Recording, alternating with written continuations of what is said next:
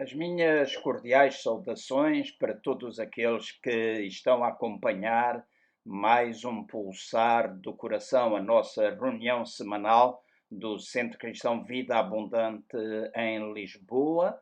Eventualmente, alguns irão escutar esta live posteriormente. As minhas saudações para todos vós. Como sempre dizemos, gostaríamos de saber de onde é que nos escutam, quem são, também colocarmos à disposição para apoiar naquilo que for necessário, respondendo a qualquer questão que nos possam colocar através do chat ou também em mensagem privada. É sempre um prazer para nós cultuar convosco e contar também com a vossa presença neste espaço. Desde há 3 semanas, esta parte que nós temos vindo a falar acerca da cura da alma.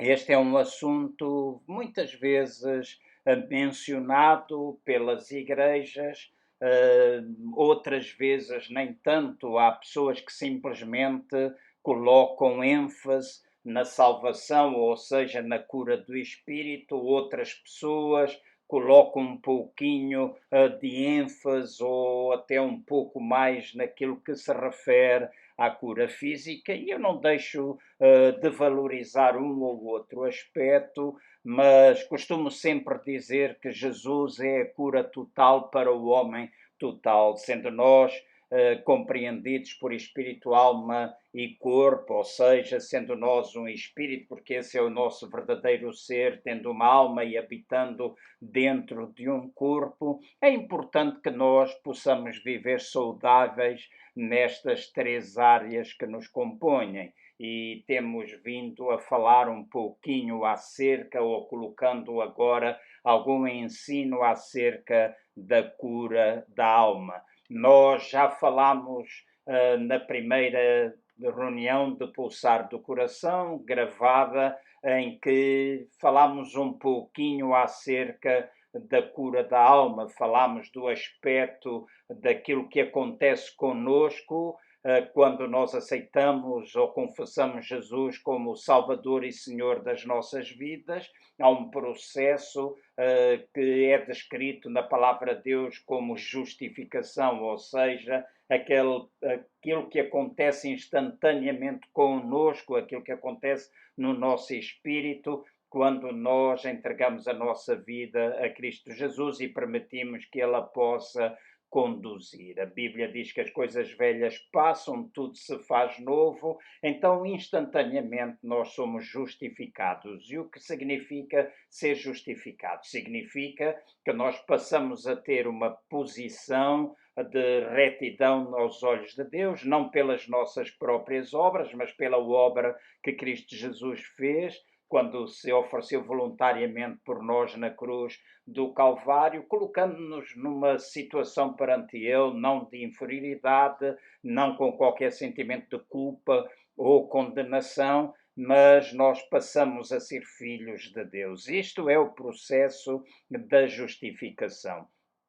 Depois falámos um pouquinho nessa primeira reunião de Pulsar do Coração sobre este tema, sobre a santificação, aquele processo pelo qual todos nós temos de passar para que possamos viver na realidade aquilo que nós já temos em posição, ou seja, em posição nós temos a justificação em Cristo Jesus, mas nós precisamos trazer essa posição para a nossa experiência do dia a dia. Isso nós chamamos um processo de santificação. E quando falamos deste processo de santificação, nós relacionamos com a alma, usamos passagens das Escrituras do livro de Gênesis acerca das árvores do jardim, utilizamos alguns outros versículos e recomendo que possam procurar esse primeiro vídeo que está disponível no nosso Facebook, aqui na nossa página, para poderem ter um pouco mais de clareza acerca daquilo que nós falamos e que, como é natural, não vou investir tempo a repetir aquilo que eu já disse. Mas este é um processo que nós temos de trabalhar a nossa alma, a alma composta pela nossa mente, pela nossa vontade e pelas nossas emoções. Isto de uma forma bem sucinta. E eu disse que esta é uma área que nós precisamos trabalhar. Há expressões na Bíblia dizendo que nós precisamos salvar as nossas almas. Está escrito em Tiago. E isso vem através deste processo de aperfeiçoamento, porque quando nós rendemos a nossa vida a Cristo, então nós somos feitos novas criaturas, não no sentido de voltarmos ao ventre da nossa mãe, mas no sentido de que nós passamos a ter uma nova vida em Cristo Jesus. E esta vida tem de ser manifesta. Agora, isso não acontece instantaneamente. Há muitas pessoas que, ao renderem a sua vida a Jesus, trazem bagagem no seu interior, coisas que de facto necessitam ser trabalhadas e leva tempo, não é num estalar de dedos que as coisas vão acontecendo. Temos a posição em Cristo, nós somos filhos de Deus, mas depois precisamos ter essa manifestação constantemente na nossa vida, ou seja, nós precisamos trabalhar. Esse é o processo da santificação que é progressiva na nossa vida e apontamos para um outro aspecto, que é o aspecto da glorificação, aquilo que está prometido na palavra de Deus, que no último dia nós seremos transformados. Quando Cristo Jesus vier, nós seremos transformados num abrir e fechar de olhos, e tal como Ele é, nós seremos. Então, esse é, e receberemos um corpo igual ao dele. E isso é, de facto, todo o processo da glorificação que um dia irá acontecer. Mas até lá, nós precisamos ir trabalhando, de facto, a nossa alma. Na semana passada, eu falei-vos um pouco acerca dos pilares da libertação. Falámos um pouco acerca de arrependimento, uma palavra que não é simplesmente para aqueles que não mantêm uma relação pessoal com Jesus, mas é para aqueles que já mantêm de tempos a tempos, porque nós não somos perfeitos, nós pecamos, nós precisamos arrepender-nos dos nossos pecados, termos arrependimento, e o arrependimento vai trazer vitória na nossa vida. Falámos do arrependimento, falámos do perdão, a necessidade de nós pedirmos perdão a Deus, pedimos perdão uns aos outros e também de nos perdoarmos a nós mesmos. Esse é um pilar importante para que nós possamos ter saúde a nível da nossa alma, saúde mental, saúde emocional e, ao mesmo tempo, também uma saúde naquilo que toca à nossa tomada de decisões. Depois de falarmos do arrependimento e do perdão, nós tocamos acerca da confissão, a necessidade de nós confessarmos. Este é um processo muitas vezes difícil, às vezes nós dizemos, ok, perdoa-nos, mas nós não queremos simplesmente confessar aquilo que nós fizemos. E é necessário a confissão. E a nossa confissão é feita diretamente a Deus, naquilo que tem a ver com a nossa relação com Ele. Nós não temos qualquer intermediário entre nós e Deus, a não ser entre nós e Deus o Pai, a não ser Deus Jesus Cristo, Deus feito homem. Então Ele é o único mediador entre nós e Deus, e é Ele que nós fazemos a confissão dos nossos pecados e lhe pedimos perdão e procuramos, de certa forma, com Ele acertar a nossa vida para que aquilo que nós fizemos não se volte a repetir. Quando se trata de alguma ofensa entre pessoas, também é importante a confissão. Quando nós vamos pedir perdão, nós confessarmos aquilo que nós fizermos, pedirmos o perdão dessa pessoa para connosco, ou, se for ao contrário, de facto, nós também perdoarmos, mesmo que a pessoa não nos peça perdão. Porque esse é um aspecto que a Bíblia fala de nós nos perdoarmos uns aos outros. porque se nós não formos capazes de libertar perdão, nós sempre estaremos emocionalmente presos. Em termos da nossa alma, nós nunca encontraremos verdadeira liberdade. E o último pilar que nós falámos foi acerca da restituição, aquele passo que é importante e que muitas poucas pessoas dão. E utilizámos vários exemplos, sendo um dos quais o facto de que muitas vezes nós maldizemos de alguém, nós falamos mal de alguém, ofendemos pessoas, a imagem das pessoas perante outros, às vezes até somos capazes de ter ido pedir perdão àquela pessoa que nós ofendemos, de quem falamos mal, mas não fomos capazes de repor a verdade perante os outros. E a restituição dos factos, a limpeza da imagem dessas pessoas, aquilo que nós precisamos fazer, por exemplo, se houve um roubo, se houve alguma coisa que foi cometida, é importante a restituição. Usámos o exemplo de Zaqueu, que estava disposto a pagar 4 vezes mais daquilo que ele tinha tirado enquanto cobrador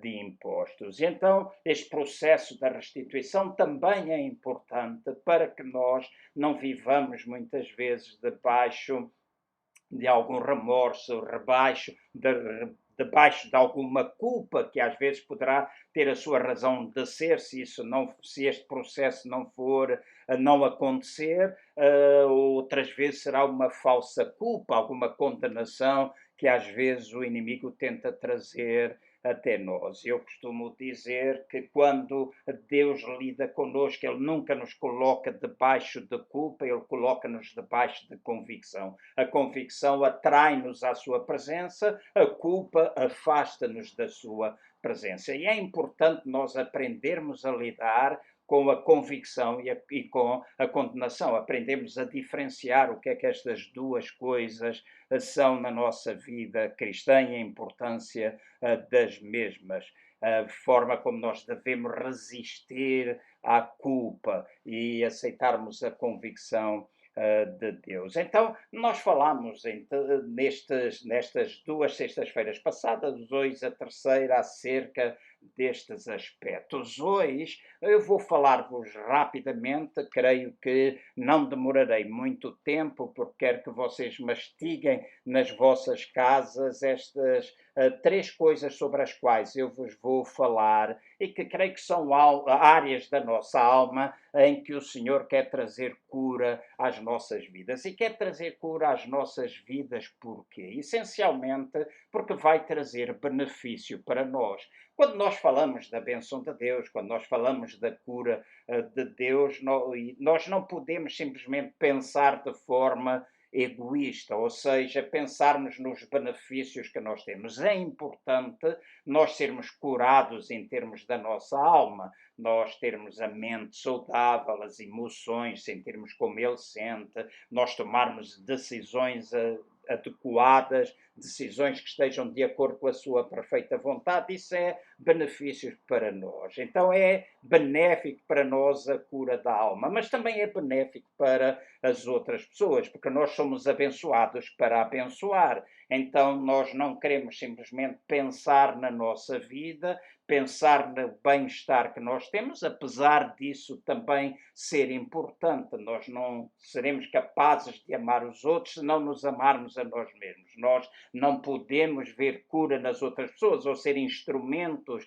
de abençoar ou curar, trazer cura à vida de outras pessoas se nós próprios não estivermos a experimentar isso nas nossas próprias vidas. Então estes são os 2 lados, os benefícios que traz para nós, mas também os benefícios que nós podemos ser para outras pessoas. Então nós precisamos aprender a vencer as nossas batalhas interiores. E quer nós queiramos, quer não, todos nós temos batalhas interiores. E é muito fácil nós, quando falamos de batalhas interiores, esta é uma linguagem que nós cristãos muitas vezes utilizamos, é culpabilizar o inimigo. Eu lembro-me de uma história que eu vi do meu amigo Dr. Jorge Pinheiro, meu professor, enquanto eu estive no seminário, onde ele contou que um dia Martinho Lutero estava sentado, saiu da igreja dele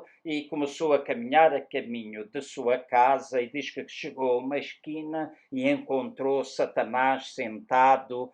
Claro, isto é uma história, mas é o que eu quero com ela transmitir alguma coisa importante e que vai servir de base para o nosso pensamento nesta noite. Diz que Martinho Lutero sai da igreja, chega à esquina, encontra Satanás, o diabo, sentado a chorar muito. E diz que Martinho Lutero se virou para ele e lhe perguntou: por que é que tu estás a chorar? E diz que o diabo, muito choroso, com lágrimas, começou a dizer: eu estou a chorar, eu estou aqui a chorar, porque na tua igreja há uma série de pessoas que me culpam daquelas coisas que eu nunca fiz. E esta é uma realidade. Muitas vezes nós colocamos ou levantamos tempestades na nossa própria vida, a nossa mente cria castelos, cria fortalezas, cria uma série de outras situações interiores e às vezes é mais fácil nós desculparmos com os outros.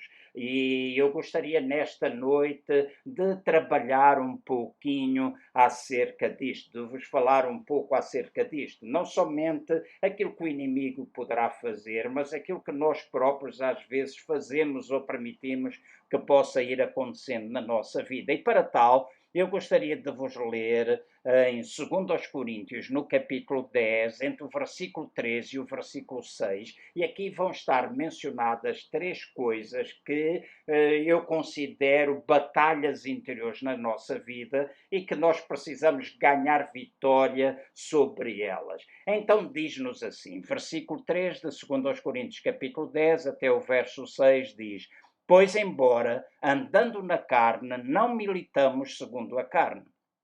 As armas da nossa milícia não são carnais, mas sim poderosas em Deus para destruição das fortalezas, derrubando raciocínios. Há uma outra tradução que diz derrubando sofismas e toda a altivez que se levanta contra o conhecimento de Deus, e levamos cativo todo o pensamento à obediência de Cristo. E estaremos prontos para punir toda a desobediência quando for cumprida a vossa obediência, uma vez completa a vossa submissão.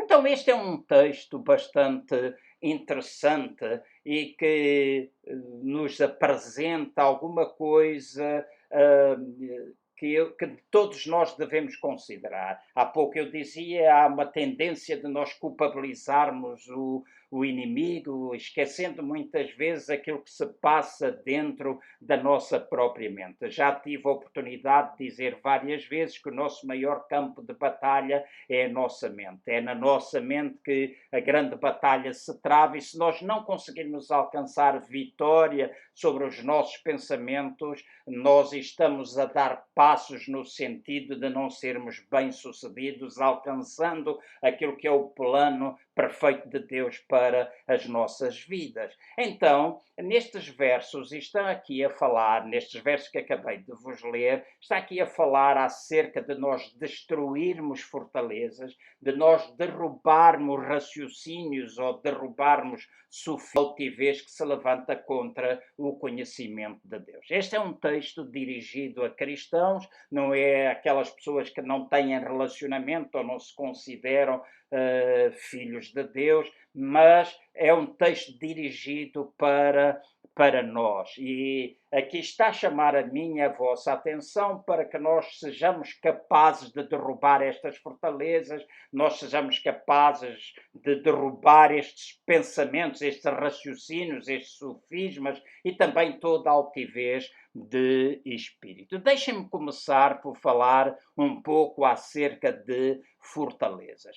É uma das coisas que eu pensava enquanto preparava esta mensagem, é no facto de que todos nós, que já somos adultos e mesmo que sejamos jovens ou até crianças, mas agora esta é uma mensagem especialmente dirigida para jovens, adultos e pessoas já numa idade mais avançada. Todos nós, na realidade, carregamos ou somos a soma de tudo aquilo que aconteceu no nosso passado. Então, tudo aquilo que aconteceu no nosso passado é como se estivesse a encher uma mala, e todas essas lembranças são a mala cheia que nós carregamos. E isto é importante para nós entendermos o que é que são estas fortalezas espirituais que este versículo está a falar. Eu lembro-me de uma fortaleza na terra em que eu nasci, já tive a oportunidade de conhecer outras fortalezas e castelos, muralhas,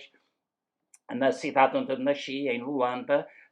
Eu lembro-me que temos ali uma fortaleza, que é a Fortaleza de São Miguel. E eu, quando era pequeno, sempre pedi ao meu pai, eu e os meus irmãos, para irmos dar uma volta à fortaleza, porque sabíamos que ao darmos a volta à fortaleza, normalmente na descida ele passava em frente à fábrica dos gelados ou lá, e sempre parávamos ali para comer uma sandes de gelado, né? Assim, bolacha em cima, bolacha em baixo e um gelado de natas no meio, às vezes natas e morango, ou natas e chocolate, e era fantástico. Mas lembro-me, e sempre que vou a Angola, e sempre que agora estive lá, sempre neste tempo em que eu estive a viver lá, é um lugar de destaque de toda a cidade, principalmente na zona baixa da cidade, se consegue ver a Fortaleza de São Miguel. E a Fortaleza é um lugar que foi fortificado, onde as pessoas se protegiam dos ataques do inimigo, dos ataques externos. Estive há algum tempo atrás também na região do Alentejo.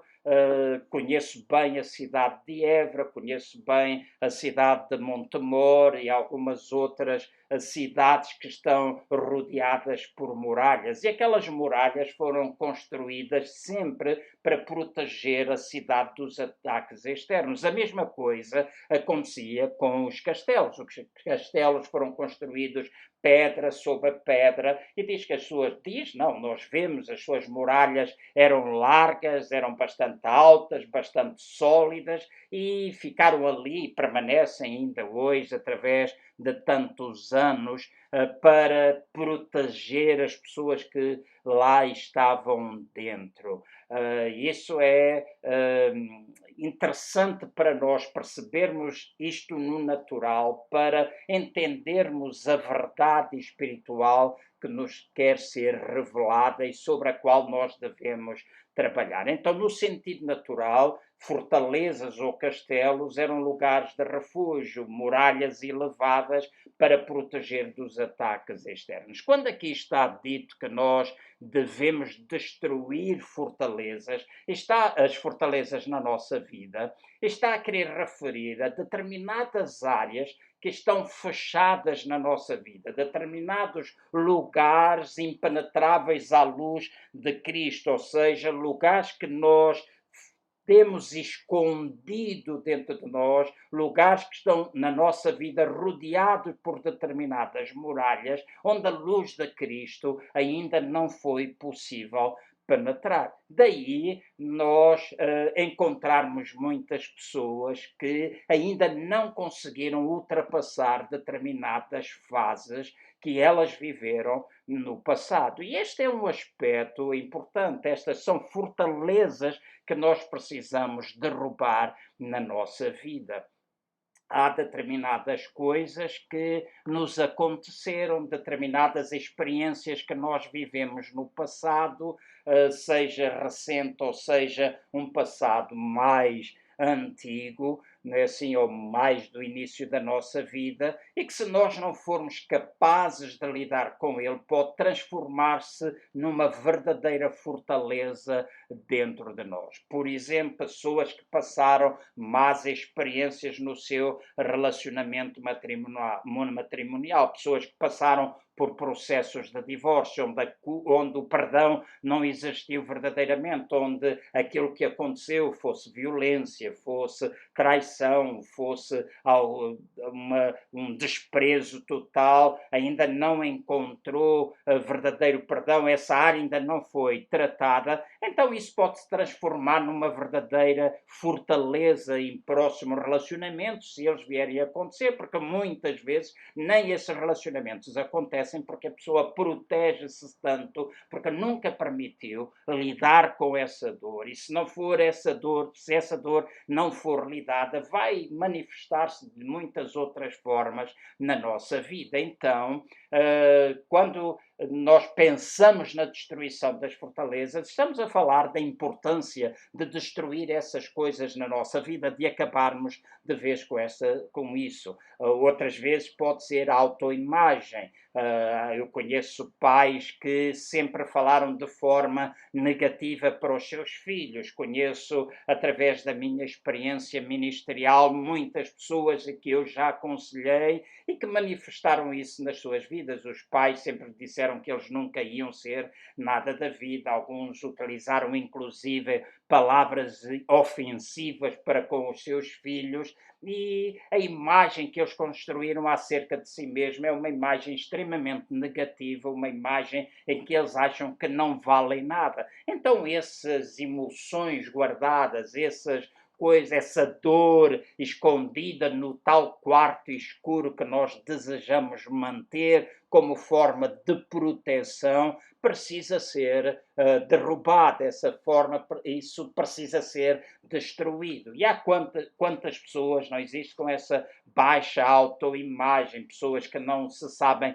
valorizar a si mesmo, têm capacidades que elas não são capazes de deitar cá para fora por causa daquilo que vivenciaram no passado. Então, eu creio que se torna importante nós derrubarmos isso, nós destruirmos de uma vez por todas estas coisas. Então, quando nós lemos esta expressão fortaleza, de acordo com o dicionário de Vine, é um dicionário bíblico, diz que fortaleza é uma fortificação e usa-se de uma forma metafórica para aquelas coisas onde a confiança humana está depositada. E nós muitas vezes depositamos nessas coisas, nesses lugares de proteção, a nossa confiança. Nós pensamos que conseguimos ter isso tudo e guardar só para nós e que conseguimos viver de uma forma bem-sucedida, mas na realidade nem sempre acontece assim, porque quando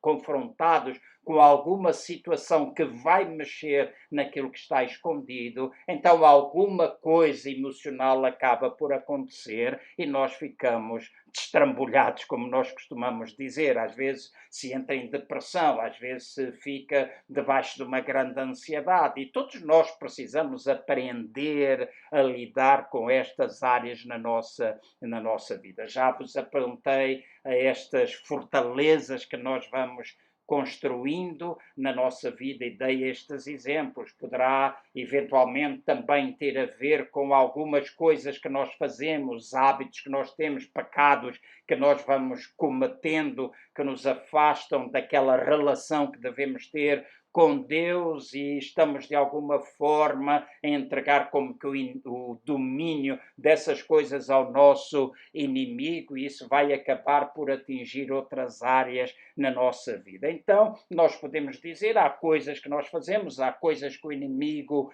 poderá ir operando se porventura nós lhe entregarmos o domínio sobre as áreas que nós não queremos lidar na nossa vida. Então é verdadeiramente importante nós destruirmos as fortalezas na nossa vida. Então o meu conselho é para que todos aqueles que me escutam, seja a que hora for, possam, na realidade, catalogar aquilo que vos marca, aquilo que vocês sofrem, aquela dor que vocês têm continuamente na vossa vida, e que estejam dispostos a lidar com isso e destruírem essas fortalezas, pela palavra de Deus, através da oração e às vezes através do auxílio, seja um auxílio de cariz mais espiritual, através do vosso pastor, ou seja, através do auxílio de um psicólogo, algum psiquiatra que possa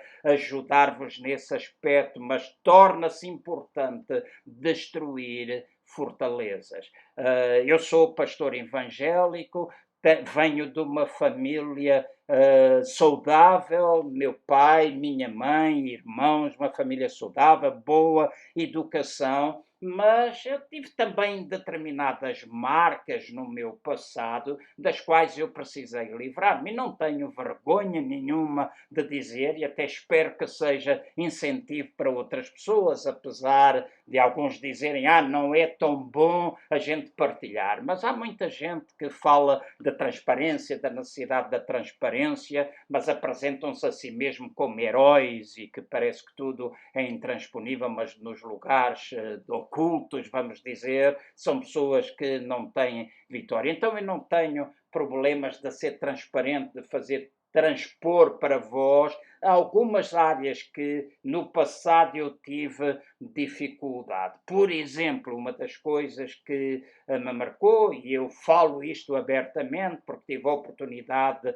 de falar com o meu pai há muitos anos atrás, e ele era a pessoa que mais fazia, portanto, falo, não há qualquer ressentimento em mim, não houve com ele, nós tratámos há 20 e tal, 30 anos atrás, se calhar até mais, desta situação. Mas eu lembro-me quando eu era estudante, muitas vezes eu chegava a casa com 16 e ouvia sempre o meu pai, esperava uma palavra de ânimo, de fortaleza, de encorajamento, mas havia sempre uma palavra de comparação, havia sempre alguém que tinha tido um 17 e ele dizia, mas fulano teve 17. Quando eu chegava com 17 e o fulano ou fulana tinha 16, ele dizia, ok, não fizeste mais do que a tua obrigação. Então não havia uma palavra de incentivo, não havia uma palavra de ânimo, não havia uma palavra de encorajamento, e intimamente eu comecei a construir uma fortaleza desde bem cedo na minha vida de que eu não era capaz de fazer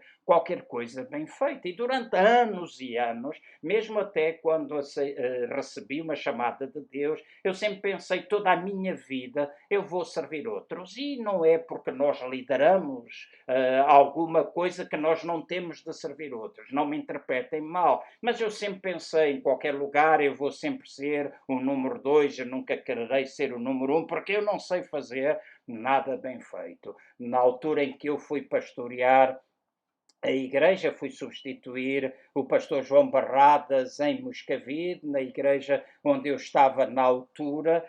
Eu pensei para mim mesmo e falei com um grande amigo meu, disse, não, tu ficas o pastor, eu vou trabalhar contigo. E intimamente o que estava gravado dentro de mim, a fortaleza que eu tinha, tu não és capaz de fazer nada bem feito, porque nunca tinha recebido uma palavra de incentivo em alturas em que fui bem sucedido, e isso levou-me a pensar, ok, eu não presto, eu não valho nada, não sou capaz de fazer, então outros vão sempre fazer melhor do que eu. Hoje eu sei que há muita gente que pode fazer melhor do que eu, mas também há muita gente que pode fazer pior, há muitos que podem fazer melhor e outros que podem fazer pior, mas isso não é tão importante assim. O importante é a segurança que eu tenho hoje em Deus, que não depende da minha vida, não depende, é sempre bom ter um elogio, mas não depende do elogio de A, B, X, Y, Z, depende da maneira como Deus olha para mim e da honestidade com que eu possa fazer as coisas, de eu dar o meu melhor para Deus. Eu sei que Ele me recebe, que Ele me ama tal e qual como eu sou, que Ele me aceita como eu sou, que Ele é capaz de me perdoar quando eu faço alguma coisa de errado. Eu sei que Ele é capaz de mudar a minha vida. Então isso dá-me segurança, esta fortaleza e algumas outras, e não vou partilhá-las aqui, mas algumas dessas fortalezas tiveram de ser destruídas na minha vida. Então torna-se importante que tu penses nas fortalezas, naquilo que te aprisiona, as muralhas que tu construíste na tua mente, construíste à volta dos teus sentimentos e que te estão a tentar proteger de alguma coisa que tu consideras um inimigo, porque poderá expor aquilo que está lá dentro. Mas é o derrubar dessas coisas, daquelas prisões que tu tens dentro da tua alma, depois de tu teres recebido Jesus Cristo como Senhor e Salvador da tua vida, que tu precisas pensar e que tu precisas destruir completamente. Tu poderás eventualmente lembrar dessas coisas no futuro, mas o facto, por exemplo, de eu ter passado aquilo que eu passei, sei que já foi de benefício para a vida de muitas e muitas e muitas pessoas com quem eu tenho contactado na vida. Então, é importante nós destruirmos as nossas fortalezas interiores. O outro aspecto que a Bíblia fala é acerca de nós derrubarmos sofismas, de nós derrubarmos raciocínios. Há algumas traduções que falam acerca de nós derrubarmos determinados argumentos. E estes argumentos falsos são muitas vezes criados por nós mesmos com o propósito de induzir outras pessoas em erro. E isso acontece por nossa própria prática, como pode acontecer também por um trabalho do nosso inimigo comum, que é um especialista em utilizar argumentos falsos para a nossa destruição. Eu já li na semana passada, ou no primeiro, ou na anterior, acerca de Gênesis no capítulo 3, no versículo 1 até o versículo 7, no caso de Eva. E eu vou ler outra vez estes versículos por serem bastante interessantes. Portanto, convido-vos a acompanharem a leitura ou abrir as Bíblias que vocês têm. Sempre digo que devem ter uma Bíblia, um papel, uma esferográfica, para tomarem notas, ou o vosso telemóvel, ou iPad aberto para iPad tablet, para vocês escreverem, tomarem anotações ou depois ouvirem novamente isto. Em Gênesis, no capítulo 3, entre o verso 1 e o verso 7, nós lemos assim: Ora, a serpente era o mais astuto de todos os animais do campo que o Senhor Deus tinha feito. Esta disse à mulher: É assim que Deus disse. Vejam a forma como a serpente, símbolo do nosso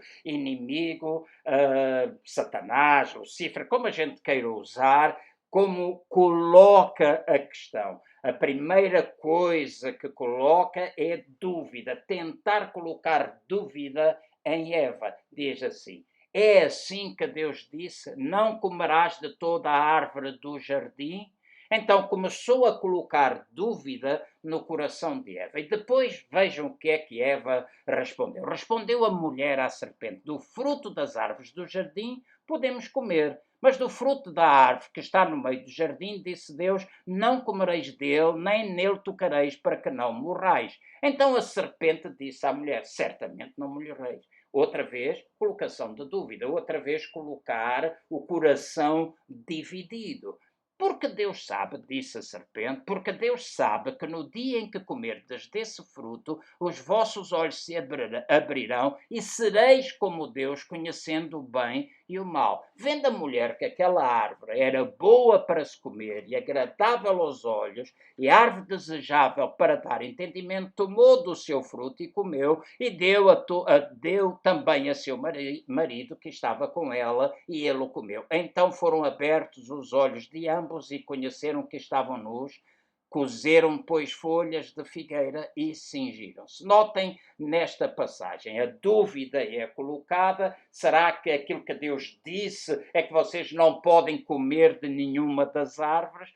E a mulher respondeu: não, nós podemos comer das árvores de fruto. Essas árvores servem para alimentar. Na primeira mensagem nós falámos acerca disso. A árvore do fruto, o símbolo do nosso corpo, a árvore que servia para alimentar os seus corpos. Então ele disse: não, nós podemos comer de todas menos desta. Desta é que ele disse que não poderíamos comer. E a serpente diz: se calhar vocês não, porque se nós comêssemos nós vamos morrer.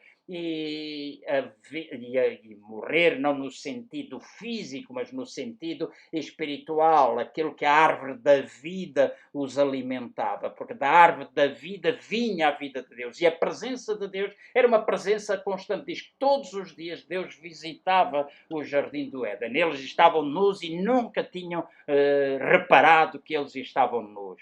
Naquele dia, quando eles comeram do fruto, os seus olhos se abriram. Mas o importante a realçar, relacionado com aquilo que eu estou a falar, é a colocação da dúvida de se podem comer todas as árvores, mas depois diz: se calhar vocês não vão morrer, se calhar vocês acabarão por não falecer. E depois ele diz alguma coisa, a serpente diz alguma coisa verdadeiramente importante para nós.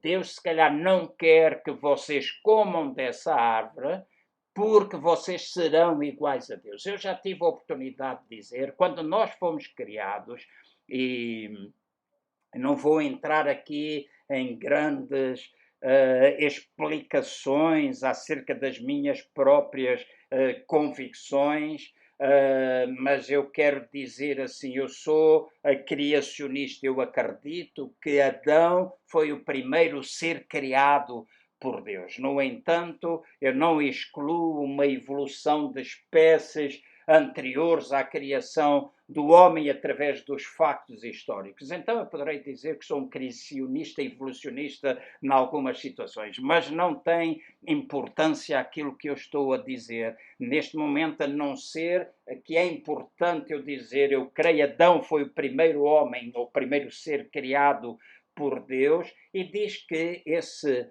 homem foi criado à imagem e semelhança de Deus. Então, na criação, o homem já era igual. Diz que um pouco, os anjos eram um pouco menores. Então, nós fomos criados à imagem e semelhança, já éramos iguais. Mas Satanás gosta, muitas vezes, de utilizar os nossos pensamentos para nos fazer diminuir na nossa posição. Então, esses são raciocínios que muitas vezes são colocados por ele, pensamentos colocados por ele, sofismas que ele cria. Outras vezes nós próprios, porque nos entregamos à divagação dos nossos próprios pensamentos, começamos a divagar numa série de situações que não têm nada a ver. Vamos agora outra vez a aspectos práticos. Muitas vezes a ansiedade surge por coisas que não aconteceram. Preocupação é nós ocuparmos a nossa mente com coisas que não aconteceram. Então é importante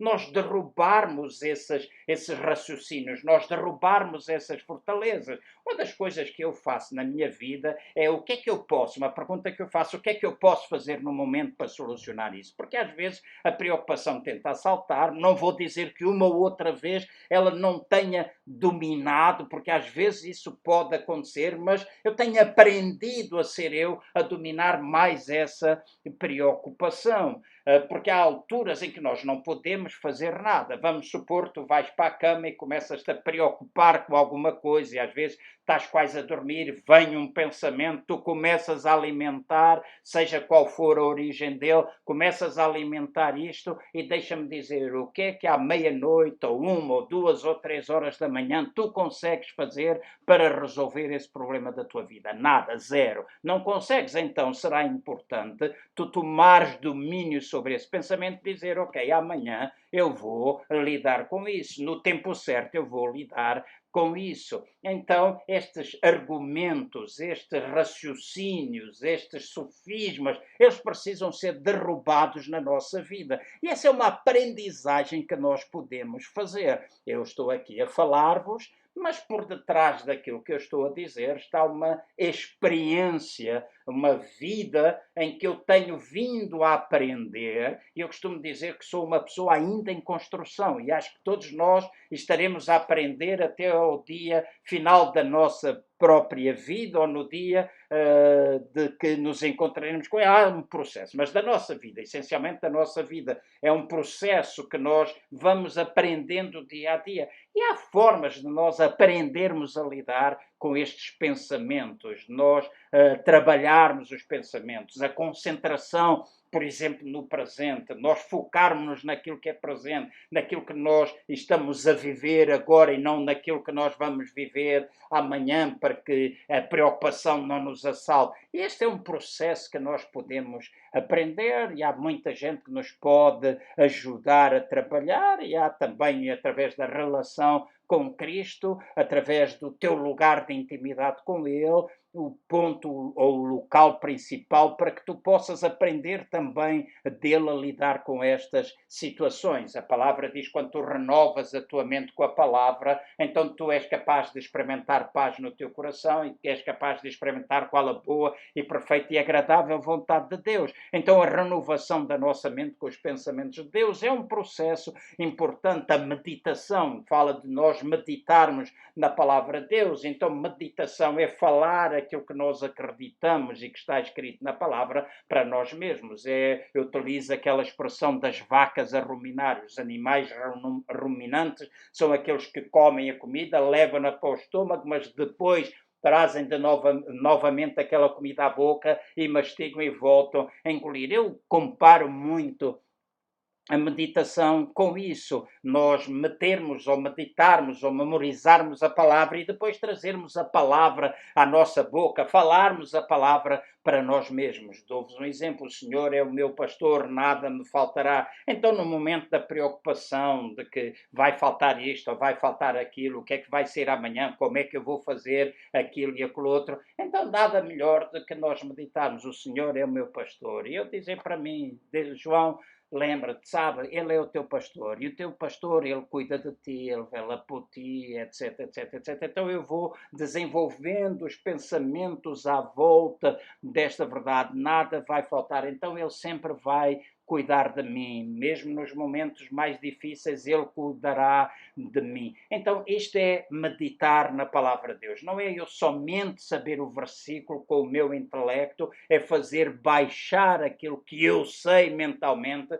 ao meu coração, porque é do coração que vão proceder as saídas para a vida. Então eu preciso derrubar estes argumentos, eu preciso derrubar estes raciocínios, eu preciso derrubar estes sofismas para que eu possa ter cura em termos da minha alma, eu posso ter uma alma saudável também. Em Gálatas, no capítulo 13, eu vou apressar-me, Gálatas capítulo 3, no versículo 1, diz assim: ó insensatos Gálatas, quem vos fascinou? Esta palavra pode ser traduzida por enfeitiçar, e há algumas traduções que a utilizam. Então diz: ó insensatos Gálatas, quem vos fascinou? Traduções: ó, quem é que vos enfeitiçou? A vós, ante cujos olhos foi Jesus Cristo exposto como crucificado. Havia alguém que estava a enganar os crentes da galáxia, e isso estava a toldar o seu entendimento. Eles já tinham conhecido verdade, e era essa verdade que eles precisavam aplicar às suas próprias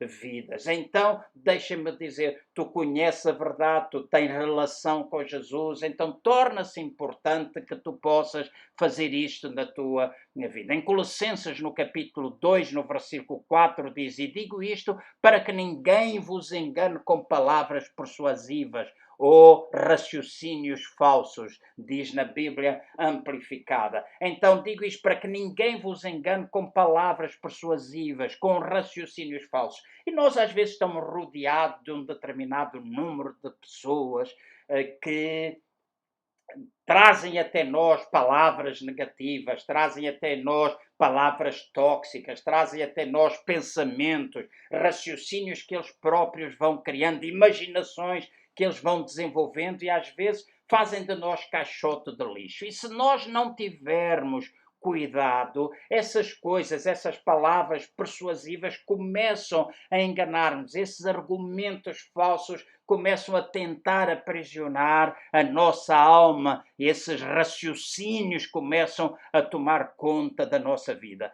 Neste tempo de quarentena, tanta lixarada corre por esta internet. Recebemos em mensagens privadas as coisas mais estúpidas, no meu entender, coisas que, se nós pensarmos um bocadinho, é impossível ser assim. E muitas vezes até utilizando a palavra de Deus para justificar algumas coisas. Mas deixem-me dizer, há coisas que não podemos interpretar, há coisas que nós não podemos descontextualizar. Então não nos podemos deixar tomar por essas coisas, de maneira que todo o nosso raciocínio possa ser raciocínio falso e que nos aprisiona a alma. Porque quando a mente está, de facto, aprisionada, nós estamos correndo sérios riscos de não sermos bem-sucedidos, de nós não alcançarmos a vitória. Nós acabamos por ficar obcecados por um determinado número de coisas, coisas que começam a oprimir, a tomar conta da nossa mente. E essas muralhas precisam de ser derrubadas. Eventualmente, irei falar um dia acerca destas mentalidades que nós vamos desenvolvendo ao longo da vida e que nós precisamos derrubar estes raciocínios em cada um de nós. Eu vou ler um versículo, mais 2 ou 3 versículos, em 2 de Pedro, no capítulo 2, no versículo 17 a 20, que diz assim. 2 de Pedro, capítulo 2, versículo 17 a 20, diz: Estas são fontes sem água, névoas impelidas pela tempestade, para as quais está reservada a escuridão das trevas eternamente, pois proferem palavras arrogantes de vaidade e nas concupiscências da carne engodam com dissoluções aqueles que estavam prestes a fugir dos que andam no erro. Prometem-lhes liberdade, sendo eles mesmos escravos da corrupção, porque de quem um homem é vencido, do mesmo é feito escravo. Se depois de terem escapado das corrupções do mundo, mediante o conhecimento do Senhor e Salvador Jesus Cristo, forem outra vez envolvidos nelas e vencidos, tornou-se-lhe o último estado pior do que o primeiro. Então aqui está a chamar a minha e a vossa atenção para este facto de que estes sofismas, estes argumentos que são criados, estes raciocínios que são desenvolvidos a nível da nossa mente, muitas vezes sendo mentiras com a aparência de verdade, vão produzir um efeito em nós que nos vai acabar por nos afastar daquilo que é a verdade que nós conhecemos. E às vezes nós damos ouvidos a estas mentiras. Nós ouvimos aqueles que estão no erro, em vez de ouvir aqueles que estão na verdade. E eu costumo dizer, e há um ditado que diz: diz-me com quem é que tu andas, eu vou dizer-te quem é que tu és. Há uma escolha que nós temos de fazer nas nossas companhias. Há coisas que nós temos de pensar, de quem é que nos acompanha, com quem é que nós andamos, para perceber a forma como nós nos devemos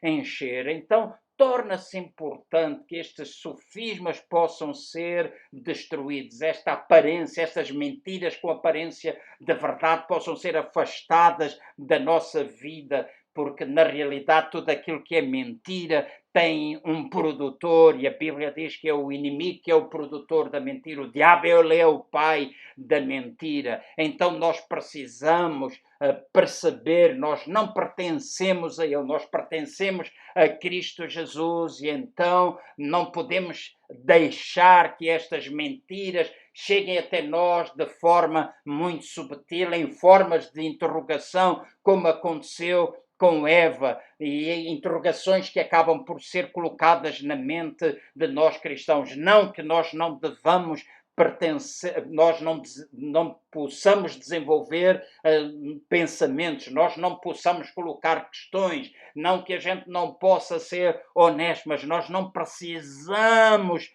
deixar que tudo aquilo que não é verdade nos possa aprisionar. Eu não estou a falar de nós desenvolvermos conversas, de nós procurarmos aprender mais, de nós não termos dúvidas. Nós podemos ter dúvidas muitas vezes, nós podemos questionar um determinado número de coisas, mas aquelas mentiras do inimigo que nos levam ao afastamento de Deus, deixem-me dizer, nada que nos afasta de Deus pode ser proveniente de alguma coisa boa. E quando tu estás a colocar dúvidas, quando tu és sincero, quando tu és honesto, quando tu não compreendes alguma coisa e tu perguntas, quando tu ouves, lês alguma coisa e aquilo coloca dúvida e tu te aproximas e tentas saber e descobrir verdade nesse sentido, tu estás a fazer alguma coisa boa, não tem problema absolutamente nenhum.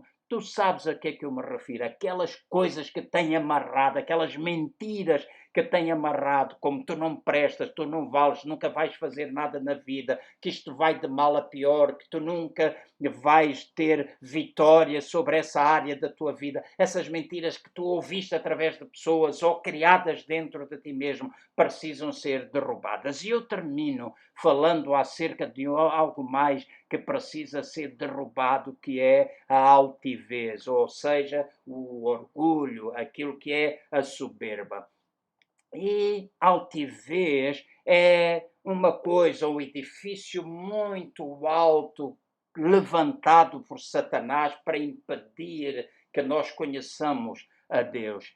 A altivez também está a falar de arrogância, está a falar de orgulho, está a falar de uma imagem superior àquilo que nós na realidade somos. É importante ter amor próprio, é importante ter uma autoimagem correta, mas nós não devemos pensar que somos mais do que aquilo que na realidade nós somos. E muitas vezes o desejo do inimigo é encorajar-nos para que nós possamos questionar Deus, nós possamos colocar Deus de parte e comecemos a glorificar-nos a nós mesmos em vez de glorificar ao Senhor Jesus. Há coisas que nós precisamos fazer, há um trabalho que nos compete a nós fazermos e não é Deus. Eu vou dizer a Deus, deixa-me usar coisas práticas, embora um pouco descontextualizadas. Eu já vi pessoas a orar e dizer, Senhor, vai lá e traz a pessoa para a igreja. Não é o Senhor que vai lá e traz, é tu que vais em obediência ao que Deus te disse, tu vais e trazes. Então Deus não vai fazer aquilo que deves ser tu a fazer. Então há coisas que nós precisamos fazer, há coisas para as quais nós precisamos atentar, mas não podemos permitir que o inimigo esteja constantemente a utilizar esta arrogância, esta altivez, estas coisas que nos podem afastar. Ele vai tentar afastar de Deus, ele vai tentar encher a nossa mente com preocupações, com incredulidade, com dúvidas, se nós o permitirmos. E se nós não permitirmos, isso nunca vai poder acontecer. Então não permitas este lugar de arrogância, pensando que tu próprio és Deus, ou que tu próprio és capaz de fazer todas as coisas. É verdade que nós somos imagem e criação dele, nós somos seres superiores, a obra-prima da sua criação, mas mesmo assim nós dependemos dele. Ele está no nosso interior, nós somos guiados por ele, é a sua vida que está em nós que vai destruir todas essas coisas. Isso é uma verdade inquestionável e sobre a qual nós temos de viver. Mas não permitas que as dúvidas te possam afastar. Agora, como é que eu e tu podemos vencer estas batalhas interiores? Nós vencemos as batalhas interiores, os tais raciocínios, as tais fortalezas, a tal altivez de espírito. Nós vencemos com armas espirituais. Nós não lutamos com armas carnais. Nós não lutamos pela nossa própria força. Nós, quando falamos de carne, armas carnais, a carne é o conjunto daquilo que são os nossos 5 sentidos, aquela nossa natureza pecaminosa, a nossa natureza carnal, a natureza humana, junta com uma alma que não está regenerada por Deus, que não está trabalhada, uma alma que procura viver de forma independente de Deus. Então a carne, quando está junta com essa alma que está ainda independente, que não está controlada, então pode levar-nos a situações de afastamento. Agora nós lutamos com essas fortalezas em nós lutamos com essas muralhas dentro de nós, esses raciocínios, essas batalhas que nós temos interior, nós batalhamos contra elas com armas espirituais. Oração, nós batalhamos com elas com a palavra de Deus, nós batalhamos com elas com louvor que nós temos, nós utilizamos a espada do Espírito, nós utilizamos o escudo da fé, nós utilizamos tudo aquilo que são armas espirituais para derrubar essas fortalezas na nossa vida, porque em Gálatas 5, versículo 17 diz: pois a carne deseja o que é contrário ao Espírito e o Espírito que é contrário à carne. Estes opõem-se um ao outro para que não façais o que vocês querem. Vejam Provérbios capítulo 6, versículo 16 até 19, diz: 6 coisas o Senhor aborrece, e a sétima a sua alma abobina: olhos altivos, língua mentirosa, mãos que derramam sangue inocente, coração que maquina projetos iníquos, pés que se apressam a correr para o mal, testemunha falsa que profere mentiras, e o que semeia contendas entre os irmãos. Há um outro verso que quero ler para depois terminar, o verso 18 de Provérbios 16. Diz que a soberba precede a ruína e a altivez de espírito a queda. Então notem bem o que a palavra está a dizer. Esta altivez, que no grego significa lugar elevado, está a falar de orgulho humano, está a falar-nos de alguma coisa que nos quer tentar elevar acima. Lembrem-se daquilo que aconteceu na Torre de Babel, aquele desejo de ser igual a Deus. Então deixem-me dizer-vos assim para concluir: a altivez, o orgulho, a própria arrogância são como construções que nós vamos fazer que nos impedem de ver o outro lado das coisas. Quanto mais alto for o edifício que nós formos construindo, menos nós vamos conseguir ver o outro lado. O crente, o cristão orgulhoso, a pessoa orgulhosa, tem dificuldade em conhecer a Deus, pois os seus olhos ficam completamente cegos, porque não há uma verdadeira simulação, uma verdadeira submissão a Deus. E a esses Deus não pode ajudar. O orgulho é alguma coisa como se nós estivéssemos a idolatrar no nosso próprio eu. Nós nos achamos verdadeiramente independentes de Deus. Nós não precisamos dele para nada, quando na realidade nós somos dependentes. O futuro está nas mãos deles. Quer tu queiras, quer tu não. Está. Chama-lhe universo, chama-lhe força, chama-lhe outro nome qualquer que tu queiras chamar. Mas por detrás de ti, por detrás de tudo isto, há alguém. Nós sabemos, é Deus, Deus o Criador, é Ele que está por detrás de tudo isto, mas é importante que tu entendas que estas muralhas dentro de ti precisam ser derrubadas, este orgulho, este pensar que tu és mais do que aquilo que tu és, esta altivez que te leva à destruição. Então, deixem-me concluir dizendo: a presença de fortalezas, a presença de argumentos falsos, de raciocínios, de sofismas, a presença de altivez na vida de um cristão, na vida de uma pessoa, pode levar que ela possa ficar debaixo de um controle, que essa vida fique debaixo de um controle que leva à ruína. E nós não queremos que isso aconteça connosco, nós não queremos que tu, e deixa-me dizer, tu tens a posição, há pouco eu falava, tu tens a posição, mas se não tiveres a experiência, aquilo que é a vida plena, chamada vida abundante, o resultado, a vida do tipo de Deus, a zoe de Deus, a vida de Deus que Ele intenciona que tu vives, tu nunca vais ter na tua prática, porque esta alma se encontra aprisionada. A tua alma se encontra aprisionada com todas estas fortalezas que precisam verdadeiramente serem derrubadas. Então eu espero que o Espírito Santo de Deus, nesta noite, vos possa ajudar, vos possa encorajar, para que vocês não tenham medo de enfrentar estas fortalezas na vossa vida. Vocês têm armas espirituais com as quais vocês podem lutar contra tudo isto. Vocês têm pessoas que vos podem ajudar. Já disse, quando não consegues por ti mesmo, pede ajuda a alguém. Procura um pastor, procura alguém que te possa acompanhar, procura um psicólogo. Mas muitas vezes cristãos, principalmente pessoas de determinada idade e que são cristãos, dizem isso é coisa de doidos, isso é coisa de malucos. Deixa-me dizer, eles podem te ajudar muito. Maluco ficarás tu se não conseguires lidar com essas situações e te encharcares de comprimidos e ficares deprimido toda a noite e não dormires horas e horas e horas porque estás debaixo de uma opressão. Isso é que te enlouquece, isso é que te enfraquece. Então é tempo de tu procurares ajuda, é tempo de tu conquistares vitória na tua alma, de tu veres a tua alma restaurada, destas fortalezas serem derrubadas, tudo isso ser destruído em nome do Senhor Jesus. E tu és capaz com Deus, e tu és capaz de pessoas, juntamente com pessoas que te possam ajudar caso tu precisas. E se precisares, não tenhas receio. Se necessitares, nós estamos disponíveis para ajudar.